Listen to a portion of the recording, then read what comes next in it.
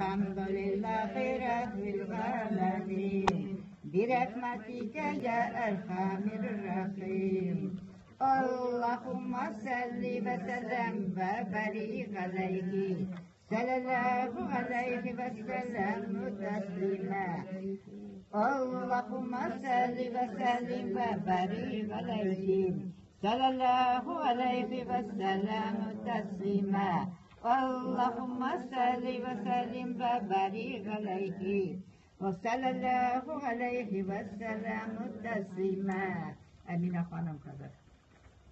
Euzubillahimineşşeytanirracim. Bismillahirrahmanirrahim.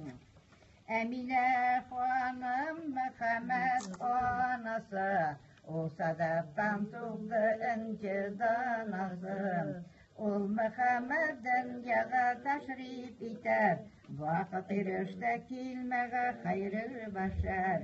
İndi onun kilmesi buldu onu, kul kalemez zahir buldu oldanı. Ol Rabi'ül evvel ayında idi, 12. kişi düşenbe idi. Deyde gördüm Mehmet anası, bir gacap nurna kıyaşla yaktısı. Yalt etip çıktı iyimden şu zaman, köklerge tik nur bilen tuzu yıkan. Hem hava üzgar etti, düşeldi bir düşek, ortasında düşegen onun mele. Eş kalem dahi değişildi eş iri, oraları bit yırar birbirinde.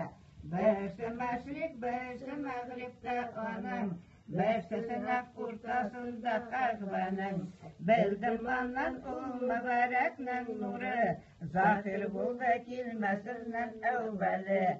İndi kökten kuz karıştı saf saf, kahve gibi kıldılar iyim tavaf. Zahir buldu defkadan eşkur kızı, bilgisi bulmadı koydan kilgisi. Eşisi de yanıma utardılar, Mustafa kiledi patkırdılar. Giydiler oğlan gibi hürmetini, ul hıda hiçbir onağa girmedi.